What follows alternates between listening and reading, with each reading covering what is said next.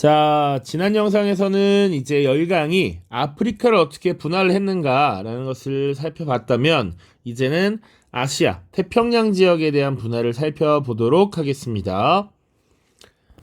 자, 열강의 아시아 태평양 분할 내용 간단하니까 빠르게 보죠. 배경 보시면 우리 보통 15세기, 16세기경에 신항로 개척 이후에 아시아 지역에 대한 진출이 지속적으로 확대되어 왔습니다. 그러면 아시아 지역 혹은 인도, 동남아 지역으로 왜 진출을 했느냐? 주 대상은 바로 향신료 무역이 되겠죠. 자, 그리고 조금 더 지나서는 중국에는 차, 도자기, 비단과 같은 이런 물품들이 유럽의 사치품으로서 많이 활용이 되는 이런 모습들도 나타났습니다. 자, 그래서 각국이 어떻게 아시아 지역에 진출했는가? 또 영국부터 보도록 하겠습니다. 동인도 회사를 앞세워서 인도 무역을 진행했다. 자, 주로 아시아 지역에 대한 무역 전반, 그리고 식민지 경영에 대한 전반을 맡았던 것이 동인도 회사였는데, 이것은 영국만 만들어진 것은 아니고 뒤에 프랑스, 네덜란드와 같은 나라에서도 동인도 회사가 만들어지고 운영이 되었습니다. 특히 영국의 경우 엘리자베스 1세 때 만들어졌다. 자, 그래서 인도 무역을 진행을 했고요. 플라시 전투라고 하는 곳에서 프랑스와 벵골의 연합군을 물리치고 벵골 지역에 대한 통치권을 획득합니다. 인도의 동북 지역이 되겠고요. 이 지역에 대한 통치권을 획득한 영국 동인도 회사는 점차 당시 인도 전역을 이제 잠식해 나가기 시작합니다. 자, 그래서 19세기 중엽 약 100여 년의 시간 동안 인도 지역에 대한 지배력을 점점 확대해 나갔고, 결국 대부분을 장악하는 데 성공을 했습니다. 자, 그리고 식민지였던 인도에서 주로 목화의 재배를 강요했습니다. 그래서 원지로인 목화를 인도에서 재배하게 한 후에 본국이었던 영국으로 가지고 갔고, 영국에서는 이제 면직물을 생산해서 다시 인도에 되파는 이런 형태가 나타났죠. 자, 그리고 이 중국과의 무역에서 적자를 메우기 위해 아편을 밀수출합니다. 그 아편을 지금 인도에서 길러내고 있었다 라는 내용입니다. 자, 그리고 이제 요거 중요합니다. 미얀마, 싱가포르, 말레이 반도, 그리고 보르네오 북부 지역을 병합했고요. 1895년 말레이 연방이라고 하는 것을 조직합니다. 각각 영국이 어느 지역을 지금 장악했는지를 잘 봐두셔야 되겠죠. 자, 그리고 오스트레일리아와 뉴질랜드를 자치령으로 삼아서 또 이제 영국 연방 안에 다 포함을 시켰습니다. 자, 원래 오스트레일리아는 영국의 범죄자들을 보내는 유배시키는 섬이었다라고 보시면 되는데, 자치령으로서 또 등장을 하게 되죠. 잠깐 지도 보시면, 그래서 지금 여기 인도, 과거 무굴 제국이 있었던 인도와 이쪽 미얀마 지역, 그리고 말레이 반도, 싱가폴, 그리고 보르네오 섬의 북부까지 모두 영국이 지금 잠식을 했다라는 것을 알 수 있습니다. 그 다음 프랑스입니다. 역시 동인도 회사를 앞세워서 인도 무역을 진행했고요.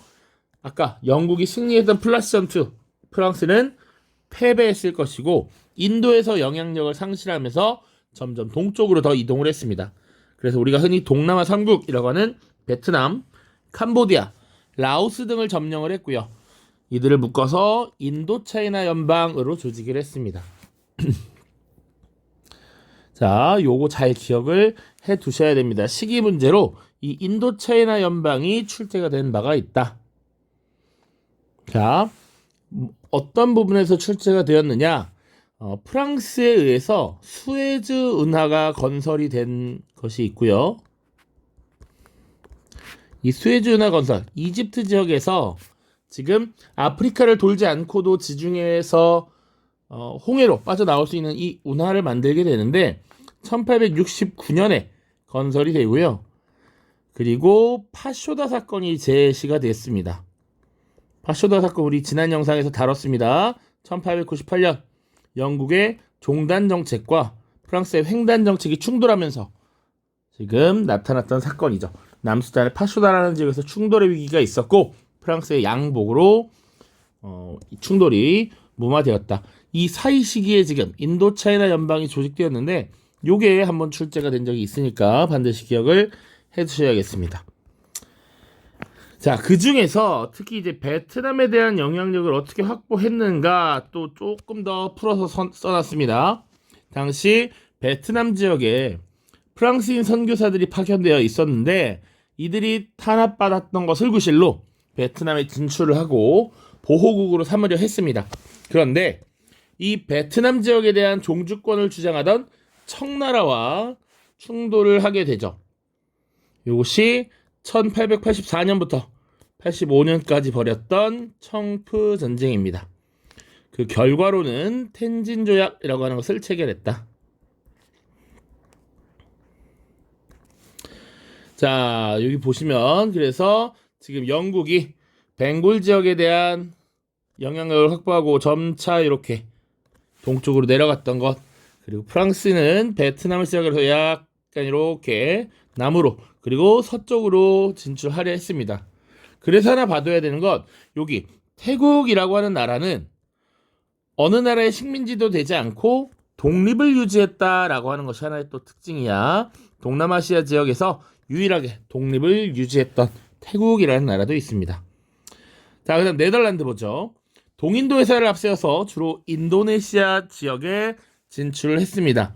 그런데 원래 이 인도네시아 지역은 포르투갈 세력이 먼저 진출해 있었고 이 지역의 주요 거점들을 미리 장악을 하고 있었는데 이들을 쫓아내고 인도네시아 지역을 장악했다. 그리고 인도네시아 지역의 여러 섬들을 묶어서 네덜란드령 동인도를 수립했습니다. 스페인섬, 자와섬, 그리고 스마트라 섬, 그리고 영국이 차지하지 않은 나머지 보르네오 섬을 모두 묶어서 네덜란드령 동인도를 수립시켰죠.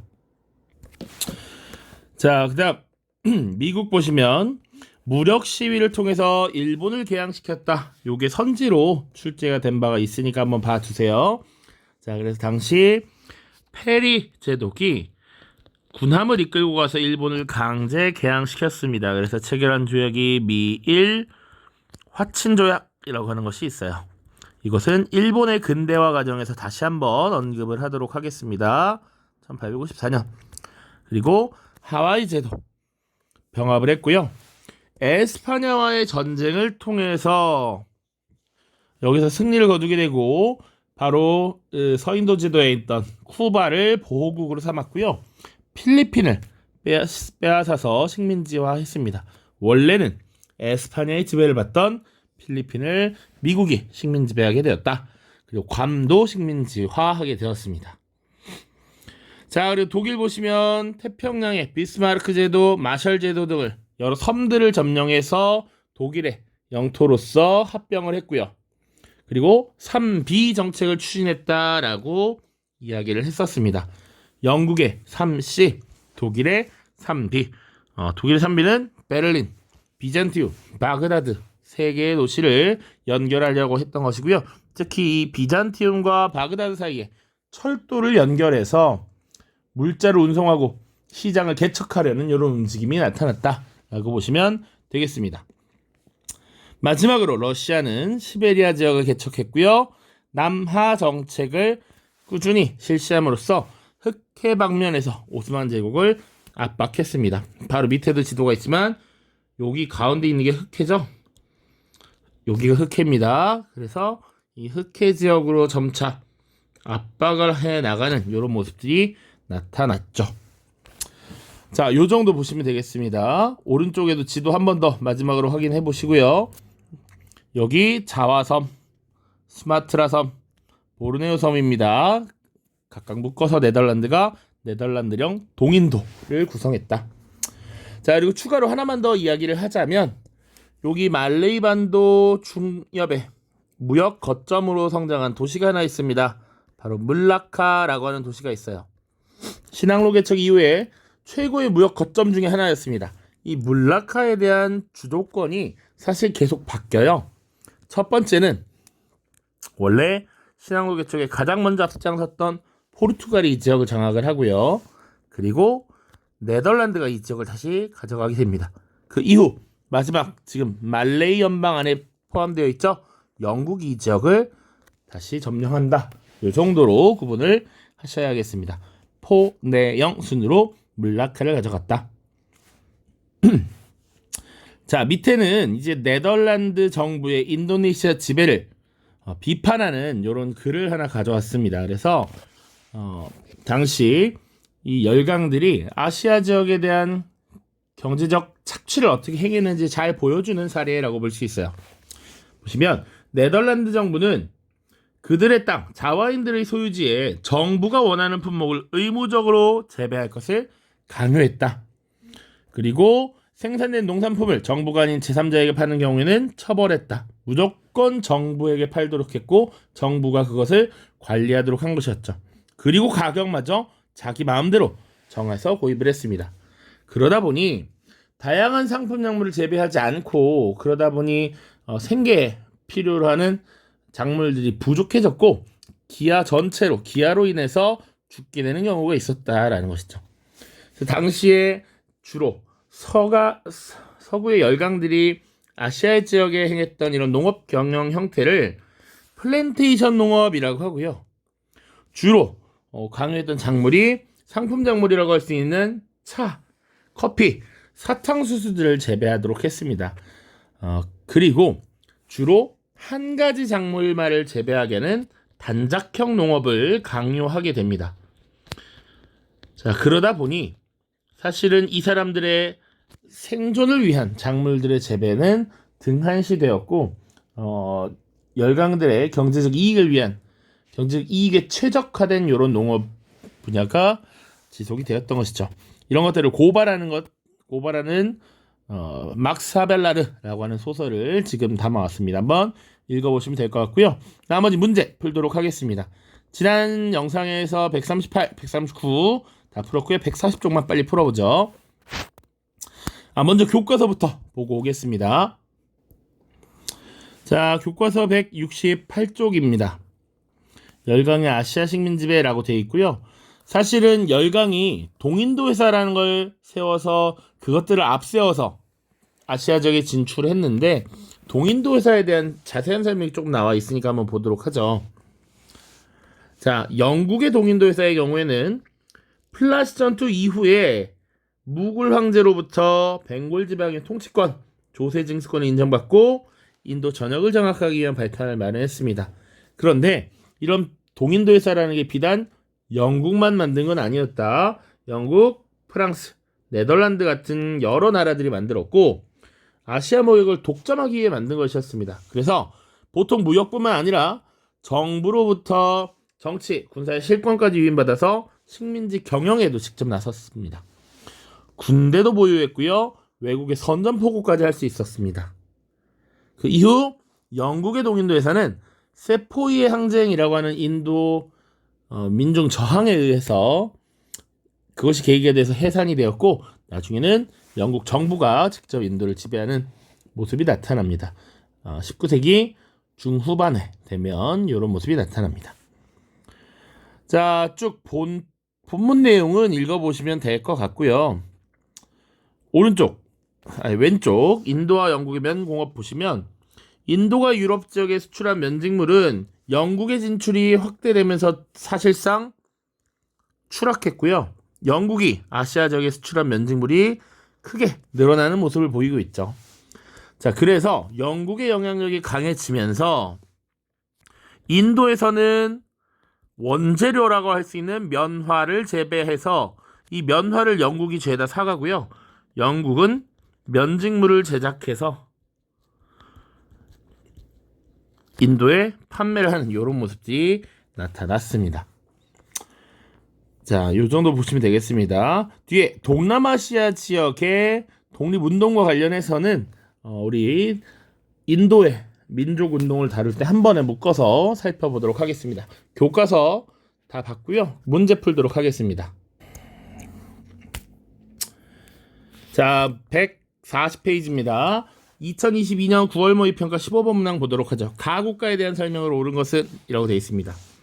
여기 색칠되어 있는 부분은 영국의 식민지이고 오른쪽에 빗금으로 되어 있는 부분이 가의 식민지인데 이것만 보도 다 프랑스인 걸 알 수 있어야 합니다. 설명 보시면 플라시 전투에서 패배한 이후 벵골 지역에서 물러나 이 지역으로 진출했다. 플라시 전투에서의 패배. 당연히 프랑스고요. 플라시 전투 1757년 벵골 지역에 대한 주도권을 두고 싸웠습니다. 프랑스가 패배한 뒤에 시선을 더 동쪽으로 돌려서 동남아 지역으로 진출했고요. 여기 속해 있던 국가 베트남, 캄보디아, 라오스가 있죠. 이곳을 묶어서 인도, 차이나 연방을 조직했다라고 이야기했습니다. 1887년입니다. 자, 그러면 프랑스에 대한 설명 한번 골라보죠. 필리핀을 식민지로 삼았다라고 하면 어느 나라가 되겠습니까? 원래 에스파냐의 식민지였다가 미국의 식민지로 전락하게 되죠. 제2차 아편전쟁에 가담하였다. 우리 아직 다루지 않았지만 영국과 프랑스의 연합군이 중국을 공격하게 됩니다. 2번이 정답이 돼요. 포토시 은광을 주도하였다. 은광 개발을 주도하였다. 포토시 은광이 지금의 페루 지역, 중남미에 있는 국가입니다. 그래서 이것을 주도했던 것은 바로 에스파냐가 되겠습니다. 이산들완화 전투에서 패배하였다. 요거 영국에 대한 설명이에요. 자, 이산들완화 전투라고 하는 것은 당시 남아프리카 지역의 줄루 왕국을 영국이 침공했었고 이때 패배했습니다. 샤카 줄루라고 하는 군주가 맞서서 승리했습니다. 자, 바스코다가마의 항해를 지원하였다. 요거 포르투갈이죠. 포바라고 외우라고 했었습니다. 바시 형제 바스코다가마, 그전에 바르톨로메오 디아즈 이 얘기를 했었습니다. 오른쪽입니다. 8번 문항. 자, 같은 시험 8번 문항입니다. 스코틀랜드에 계신 아버지께 홍콩에서 보내온 아버지의 서신을 1시간 전에 받았습니다. 홍콩과 인접한 이곳에선 최근 안타까운 사태가 벌어지고 있습니다. 가에서 파견된 총독이 일부 극단주의자들에 의해 암살당한 것입니다. 그는 가의 식민지인 앙골라의 부총독직을 거쳐 중국으로부터 확보한 이 지역의 총독으로 부임하여 우리 상인들의 참여력을 지원하였죠. 그런데 그는 저희 진심 어린 조언에도 불구하고 현지인들을 적대시하는 강압적 통치와 과도한 경제적 규제 조치를 고수하다가 결국 비극적인 최후를 맞이한 것입니다.